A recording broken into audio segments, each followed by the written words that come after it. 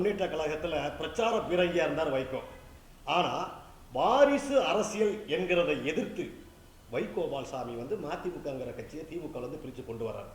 இன்றைக்கு தன்னுடைய பையனுக்கே எந்த வாரிசு அரசியலை ஏற்றிருக்கிறாரோ தன் பையனுக்கே திருச்சியில் ஒரு சீட்டு வாங்கியிருக்கிறார். இந்த அரசியலை நீங்க எப்படி பார்க்குறீங்க? நம்பர் 1.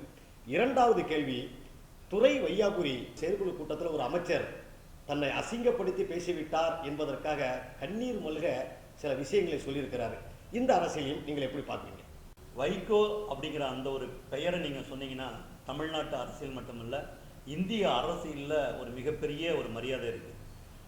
வைகோ பழகின நீங்கள் ஆட்கள்லாம் பார்த்தீங்கன்னா மறைந்த முன்னாள் பிரதமர் வாஜ்பாய், எல்கே அத்வானி, பிரணாப் முகர்ஜி, இந்திரா காந்தி, இப்படி பெருந்தலைகள் அத்தனை பேருமே வைகோ நாடாளுமன்றத்தில் பேசுகிற போது அந்த பேச்சை உன்னிப்பாக கேட்பார்கள். முக்கியமான தருணங்களில் எல்லாம் வைகோ நாடாளுமன்றத்தில் ஒரு உரை நிகழ்த்துறாருன்னா அதை அகில இந்திய தலைவர்கள் மிகவும் உன்னிப்பாக அவருடைய அந்த சொற்பொழிவில் இருந்து வருகின்ற அந்த கருத்தாளமிக்க கருத்துக்களை வைத்து சில நேரங்களில் மத்திய அரசு நடவடிக்கைகள் எல்லாம் மாற்றிருக்காங்க.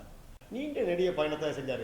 இப்போ அவருடைய வயசாயிட்டா இல்லை அவருடைய அரசியலில் சர்க்கிள் ஏற்பட்டதா பார்க்குறீங்களா? அவருடைய முதுமை தான் காரணம். இயல்பாக அவர் வாரிசு அரசியல்லாம் எதிர்த்தவர் தான். புதிய வருடம் பிறக்கும் போது அவர் மூத்த ஊடகவியலாளர்கள்லாம் அழைத்து அவர் ஒரு பத்திரிகையாளர் சந்திப்பு நடத்துவார். அந்த விருந்தோம்பல்ங்கிறத அவர் காலங்காலமாக திமுகவில் நம்ம மிக பிரபலமான தலைவர்கள்ட்ட கூட அந்த மாதிரி விருந்தோம்பல்லாம் நம்ம எதிர்பார்த்துருக்க முடியாது. தனிப்பட்ட வாழ்க்கையிலையும் சரி, பொது வாழ்க்கையிலையும் நம்ம எப்படி பேசுகிறோமோ அந்த பேச்சுக்கு தகுந்த மாதிரி தான் வாழ்க்கையை அவர் அமைத்து கொண்டார். இன்னைக்கு திமுகவில் சிறந்த நாடாளுமன்றவாதின்னு நம்ம 2 பேரை சொல்லலாம். ஒன்று வைகோ, அவர் திமுகவில் இருந்த வரைக்கும். இன்னைக்கு பார்த்தீங்கன்னா திருச்சி சிவா, வைகோ மாதிரியே அவரும் திருச்சி சிவாவும் சிறந்த நாடாளுமன்றவாதி. பொது பிரச்சனைகள், அரசியலை கடந்து பொது பிரச்சனைகளில் மிகுந்த அக்கறையோடு பேசுகின்ற 2 சிறந்த நாடாளுமன்றவாதிகள். நீங்கள் வைகோ சொன்னதுனால நான் வைகோவுக்கு முன்னால் நான் சொல்கிறேன், திருச்சி சிவா இந்த நிமிடம் வரைக்கும் திமுகவுடைய மிகப்பெரிய பிரமுகர் தான், புகழ் வாய்ந்த பிரமுகர் தான். அவரே திருச்சி அரசியலில் அவரால் தாக்கு பிடிக்க முடியலாமா? திருச்சி சிவாவை இங்கே நினைவு கூர்ந்தாதான் மதிமுக சந்தித்த இன்றைக்கு இருக்கிற ஒரு கேவலமான விஷயங்கள் நம்மளுடைய பார்வையில் அவங்களுக்கு அந்த ஒரு தரக்குறைவான ஒரு நிகழ்வுகள்லாம் இன்னைக்கு திருச்சியில் மதிமுக சந்திச்சுக்கிட்டு இருக்கு. ஏன் இந்த விஷயத்தை நம்ம கொஞ்சம் பேச வேண்டியது இருக்குன்னா, மதிமுகவில் குறைந்த எண்ணிக்கையில் கட்சி நிர்வாகிகள் இருந்தாலும் சரி, தொண்டர்கள் இருந்தாலும் சரி, அவங்களுக்கு ஒரு தன்மான உணர்வு எப்பயுமே இருக்கும், தூய்மையான அரசியல் பண்ணணும்னு. ஆனால் அது திமுகவில் அப்படி கிடையாது. கலைஞர் இருந்த வரைக்கும் கூட்டணி கட்சி தலைவரோட உரிய மரியாதையோட கூட்டணி தர்மத்தோட நடத்திக்கிட்டு வந்தவர். ஆனால் இன்னைக்கு என்னன்னா, வைகோ பேசிய அந்த கடந்த கால பேச்சுகள் இருக்கு இல்லையா, கலைஞரை பற்றி பேசினது, மு.க. ஸ்டாலின் பற்றி பேசினதெல்லாம் இன்னைக்கு சமூக ஊடகங்களில் நீங்கள் பார்த்தீங்கன்னா ட்விட்டரு, ஃபேஸ்புக்கு எல்லாத்துலேயுமே ஒரு எடுத்து போட்டுட்டு இருக்காங்க, எடுத்து போடுறாங்க. அது பார்த்தீங்கன்னா கட்சிக்காரங்க போடல, பொதுவான இருக்க மக்கள் போடுறாங்க. நீ அப்படி பேசுனீங்க, இன்னைக்கு இப்படி பேசுறீங்க. ஏன்னா அவர் முழுக்க தன்மானம் சுயமரியாதை உணர்வுகளை வச்சு தான் பேசியிருக்காரு. திமுக கூட யார் கூட்டணி, திமுக கூட மட்டும் சொல்லல, அவர் ஈழப்படுகொலைக்கு காரணமான காங்கிரஸையும் அவர் திட்டியிருக்காரு. அந்த மாதிரி வீடியோக்கள் திரும்ப வரும்போது அந்த பேச்சுகளை கேட்கும்போது வைகோவுடைய கடந்த கால வரலாறுகள் தெரியாதவங்க, அவருடைய கடந்த கால செயல்பாடுகள் தெரியாதவங்க, திமுகவிலிருந்து பிரிஞ்சு அவர் மறுமலர்ச்சி திராவிட முன்னேற்ற கழகம் நடத்தும் போது 9 மாவட்ட செயலாளர்கள் வராங்க. மறுமலர்ச்சி திராவிட முன்னேற்ற கழகத்தை ஆரம்பிக்கிறாரு. கன்னியாகுமரியிலிருந்து சென்னை வரைக்கும் அவருக்கு பார்த்தீங்கன்னா போர்படை தளபதிகள் மாதிரி திமுகவை அப்படியே சரிபாதியா பிளந்த மாதிரி அவருக்கு ஒரு கூட்டம், பிரம்மாண்ட கூட்டம் தீவுத்திடல்ல. அப்ப 3 லட்சம் பேர் கலந்துக்கிட்டு உண்மையான ஒரு நடைபயணம், ஒரு அரசியல் தலைவருடைய நடைபயணம் நம்ம சொன்னா, நான் அந்த நடைபயணத்தில் தான் நடந்தேன். ஈரோட்டில் இருந்து அன்னைக்கு கண்ணப்பன் இருந்தார், கூட இருந்தார். அன்னைக்கு இன்னைக்கு நம்ம வைகோவோட பார்த்தீங்கன்னா எந்த மூத்த தலைவரும் இல்லை. ஆனால் அன்னைக்கு செஞ்சி ராமச்சந்திரன் இருந்தார், எல் கணேசன், ஆமாம். ஏன்னா எல்லாருமே கலைஞர் கூட சமகாலத்துடைய தலைவர்கள் அவர்கள்லாம். அவர் நடந்தாருன்னா காலையில் ஒரு 7-8 மணிக்கு ஆரம்பிப்பார். வைகோ 11 மணிக்கு தான் முடிப்பார். கிட்டத்தட்ட 11 கிலோமீட்டர் நடப்பார்.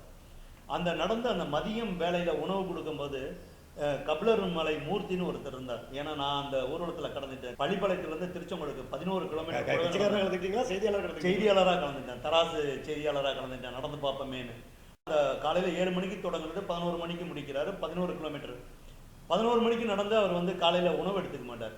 நேராக 12 மணி 1 மணிக்கு மதிய உணவு தான். அன்னைக்கு போட்ட ஒரு பல்லாயிரக்கணக்கான பேருக்கு கபிலர் மூர்த்திங்கிற ஒரு தனிப்பட்ட ஒரு ஆள், கட்சியிலெல்லாம் பொறுப்பு இல்லை, அவர் திமுகவில் சம்பாதிச்சவரெல்லாம் கிடையாது. சுட சுட பிரியாணியோட அந்த உபசரிப்பை, நான் அந்த உணவை பற்றி சொல்லலை, விருந்தோம்பல் இருக்குல்ல, உள்ளன்போடு கொடுக்குற ஒரு அரசியல்வாதி மாதிரி இல்லாமல் ஒரு குடும்பத்தில் நடக்கிற நிகழ்வுக்கு மாதிரி. இப்படி வைகோக்காக பாடுபட்ட அந்த லட்சக்கணக்கான தொண்டர்களுடைய நிலைமையை நீங்கள் இன்னைக்கு பார்த்தீங்கன்னா, பாதி பேர் கொஞ்சம் கொஞ்சமாக அரசியல் வாழ்க்கைக்காக திமுகவில் செஞ்சுட்டாங்க, ஆனால் பாதி பேர் ஒதுங்கி இருக்காங்க, இல்லைன்னா மதிமுகவிலே தொடர்றாங்க.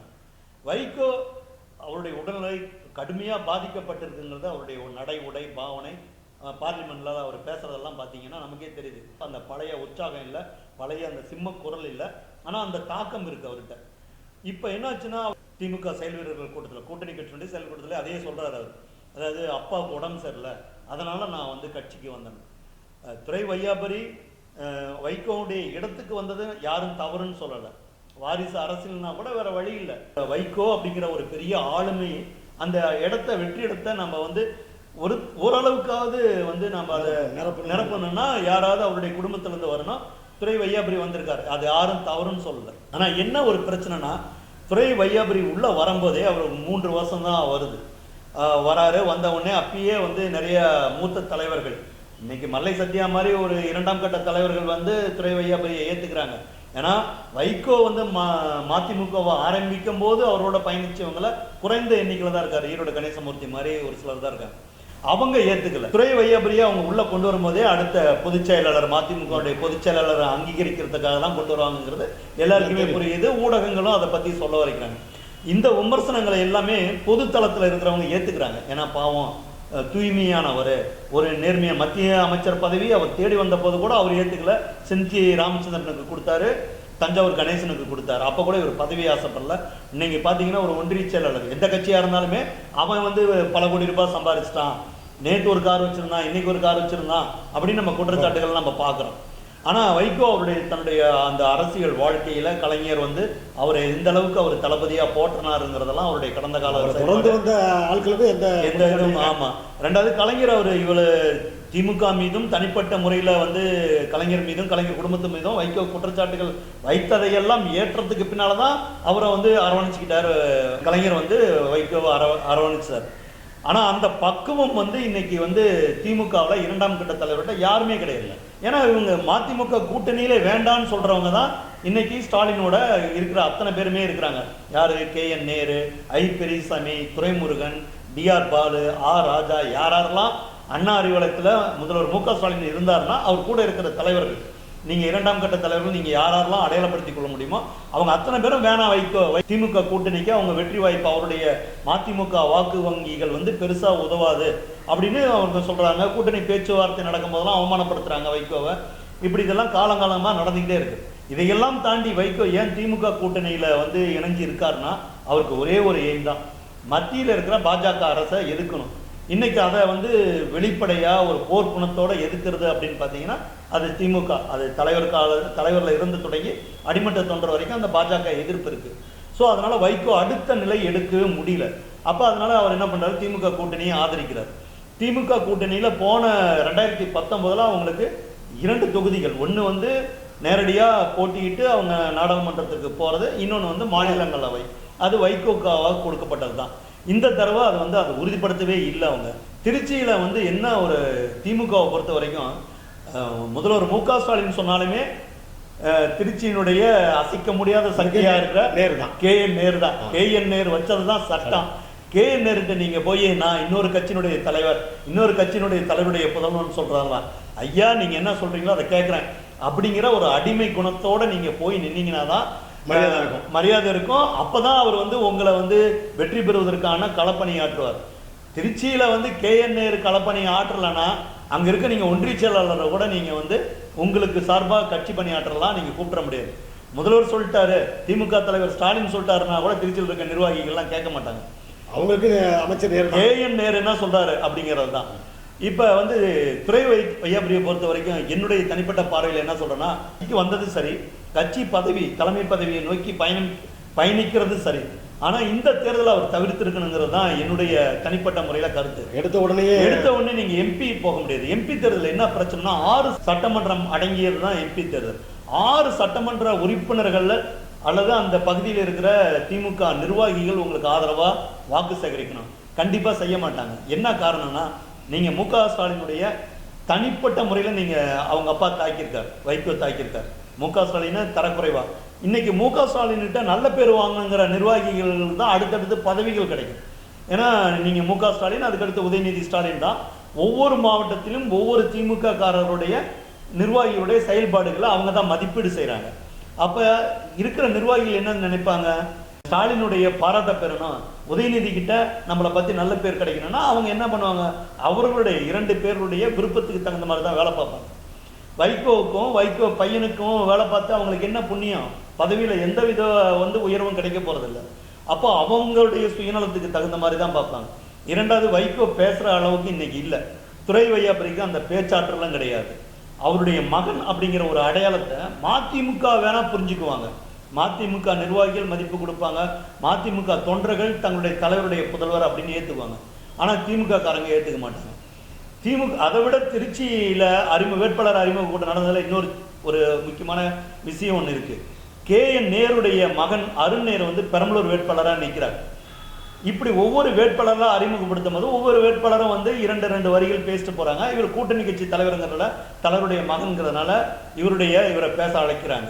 துரை வையாபுரிக்கு அரசியல் அனுபவம் கிடையாது.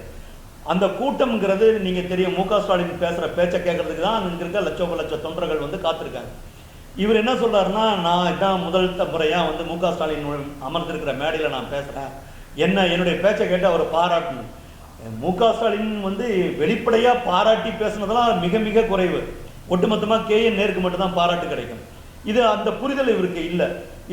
அவர் சொன்னதுக்கு பின்னாலேயும் இவர் மறுபடியும் பேச ஆசைப்படுறாரு. அதில் என்ன தப்புனா, அவர் டைரெக்டாக நீங்கள் திமுகவை பார்த்தீங்கன்னா தலைவர்னு சொல்லுவாங்க, இல்லைன்னா மு.க. ஸ்டாலின் தளபதினு சொல்லுவாங்க. பேரை யாருமே சொல்ல மாட்டாங்க. அமைச்சர் KN நேரு கூட தளபதினு தான் சொல்லுவார். இவர் திடீர்னு மு.க. ஸ்டாலின் சொல்றாரு. அது ஒரு பதற்றம் தான். ஏன்னா KN நேரு குறிக்கிடுறாரு, அதனால பதற்றம். அவர் சொன்ன உடனே KN நேரு ஒரு அவமரியாதை செய்த அந்த ஒரு ஆடியோ எல்லா வீடியோவிலையும் பதிவாகி சமூக ஊடகங்களில் ரொம்ப பரவலாயிருச்சு. துரை வைகோ அது ரொம்ப மனசு நொந்து போயிட்டாரு அந்த வார்த்தையை. அப்போ பேசும்போது அவருக்கு தெரியல, மேடையில் இருக்கும்போது தெரியல. வெளியே வந்த உடனே நிறையா நிர்வாகிகள் அவர் சார்ந்த நலம் விரும்பிகள்லாம் அதை போட்டு காட்டியிருக்காங்க. அவர் நொந்து போயிருக்கார். அது அவருக்கான அவமானம் நினைக்காம அவர் தன்னுடைய தந்தைக்கு ஒட்டுமொத்த மதிமுகவுக்கு ஏற்பட்ட அவமானமாக அவர் நினைக்கிறார். இந்த இடத்துல தன்னுடைய பலத்தை நம்ம உணர்ந்துக்கணுங்கிறது தான் ஒவ்வொருத்தருக்கும் நம்ம சொல்கிற விஷயம். துரை வையாபுரிங்கிறவருக்கு தனிப்பட்ட பலம் எதுவுமே கிடையாது. தந்தையினுடைய அடையாளம், வைகோங்கிற அடையாள முகமுடி தான் அவர் போட்டுட்டு இருக்காரு. அந்த எதிர்பார்ப்பு தான் அவருக்கு இருக்கு. திமுக நிர்வாகிகள் தான் உங்களுக்கு வேலை செய்யணும். அது அந்த புரிதல் அவருக்கு துரை வையாபுரிக்கு இல்லைங்கிறது தான் இதில் ஒரு முக்கியமான விஷயம். நீங்கள் இப்படி எமோஷனலாக பேசிட்டு உதயசூரியன் சின்னத்தை நான் நிற்க மாட்டேன், எங்களுக்கு தன்மானம் இருக்குன்னா, உதயசூரியன் சின்னத்தில் வளர்ந்தவன் கீழே நிர்வாகியாக உக்காந்துருக்கான். அவனுக்கு உதயசூரியன் சின்னத்தில் போட்டியிடறதுக்கு ஒரு ஒரு கவுன்சிலருக்காகவோ அல்லது ஒரு நகராட்சி கவுன்சிலராகவோ கிடைக்காதவன் தான் வேலை செஞ்சுட்டு இருக்கான் கடந்த ஒரு 30-40 வருஷமா. அவன் எப்படி நினைப்பான், எங்க சின்னத்தை நீ கவலைப்படுத்துற, எங்க சின்னத்தை நீ உதாசீனப்படுத்துற, நாங்க எங்க சின்னத்துக்குன்னா நாங்க போய் நேரடியா கேட்போம் அப்படிங்கிற அந்த மன உணர்வு தானே இருக்கும். ரெண்டாவது, இதெல்லாம் தாண்டி KN நேர சந்தோஷப்படுத்தணும், அன்பில் மகேஷை சந்தோஷப்படுத்தணும், அவங்களுடைய ஆதரவாளர் கூட்டம் இருக்கும். அப்ப நீங்க ஒரு ஒட்டுமொத்தமா திமுக நிர்வாகிகள் நிரம்பி இருக்கிற கூட்டத்துல நீங்க உங்களுடைய உள்ள குமரல சொல்றதெல்லாம் நியாயமான விஷயம் தான். அது எங்க சொல்லணும், மதிமுக நிர்வாகிகள் கூட்டத்தை சொல்லணும். இப்படிப்பட்ட ஒரு அவமானங்களை இன்னைக்கு மதிமுகவுக்கு துரை வையாபுரியுடைய அனுபவம் இல்லாத செயல்பாடுகள் தான். நம்ம துரை வையாபுரியை நம்ம குற்றம் சாட்டெல்லாம் சொல்லலை. ஏன்னா துரை வையாபுரி மேலே நம்ம ஏன் நம்ம பரிதாபப்படுறோம்னா, ஒரு தூய்மையான ஒரு தலைவருடைய மகனாக நிற்கிறார். அவருடைய அப்பா இல்லை, அப்பா இடத்த நான் நிரப்ப வந்திருக்குங்கிறதெல்லாம் நியாயமான கோரிக்கை தான். நீங்கள் சொன்னீங்க வாரிசு அரசியல், இதெல்லாம் இந்த மதிமுகங்கிறது ஒரு ஆளுங்கட்சியாக வரப்போகிற ஒரு இயக்கம் இல்லை. அவங்க வளர்ந்து வரணும். ஆளுங்கட்சியாக வர்றதுக்கு தகுதி உள்ள கட்சிகளில் தான் நீங்கள் குடும்ப அரசியலாக சொல்லலாம், வாரிசு அரசியலாக சொல்லலாம். இவங்க ஒரு செயல்பாடு கொள்கை அளவில் இன்னும் இவங்க அதிலிருந்து சமரசம் செய்யாமல் இருக்காங்க. மதிமுகங்கிறவரை வைகோவை வச்சு தான் நீங்கள் பார்க்கணும். மதிமுகவில் இருக்கிற நிர்வாகிகளை வச்சு தான் அந்த கட்சியை மதிப்பீடு செய்யணும். துரை வையாபுரிங்கிற ஒரு செயல்பாடுகளை வச்சு நம்ம மதிப்பிடக்கூடாது. இதுதான் அடிப்படையான கருத்து. அப்ப துரை வையாபுரி என்ன செஞ்சிருக்கணும், நான் எம்பி தேர்தலில் போட்டியிடல, நான் நேரா சட்டமன்ற தேர்தலுக்கு வரேன், 2026க்கு வரேன் அப்படின்னு இருந்தா 2 நிகழ்வுகளை அவர் தடுத்திருக்கலாம். ஒண்ணு, மதிமுகவுக்கு ஏற்பட்ட அவமானத்தை தடுத்திருக்கலாம். அப்பா போல பிள்ளையும் வந்து அடுத்தவர்களை வந்து தேர்தலில் நிற்க வச்சு ஒரு தலைவருக்குரிய பண்போட இருக்காங்க, ஆளுமையோட இருக்காங்கிற ஒரு பேரை எடுத்திருக்கலாம். 2026 சட்டமன்றத்துல கூடுதலா தொகுதிகள் கிடைச்சிருக்கும். ஒரு 4-5 தொகுதிகள் கிடைச்சிருக்கும் போது அப்ப 4 பேர்ல ஒரு ஆளா வேட்பாளரா துரை வையாபுரி காலத்துல இறக்கும் போது என்ன கிடைச்சிருக்குன்னா ஒரு பொதுவான ஒரு மதிப்பீடு கிடைச்சிருக்கும். இவருக்கு அந்த ஒரு பக்குவம் இல்லாம ஒரு அவசரமா இவர் நாடாளுமன்ற தேர்தலில் போட்டியிடுகிற எடுத்த முடிவு தவறானதுங்கிறது தான் அவருக்கு நெருக்கமான, யாருக்கு, மதிமுகவுக்கு நெருக்கமான, வைகோவுக்கு நெருக்கமான, நெருக்கி பழகிற ஊடகவியலாளர்கள் சொல்றது துரை வையாபுரி இந்த தேர்தலை எடுத்த அணுகுமுறை தவறு. அவருக்கு அதுக்கு முக்கிய காரணம் அவர் வந்து அனுபவம் இல்லாதது தான்.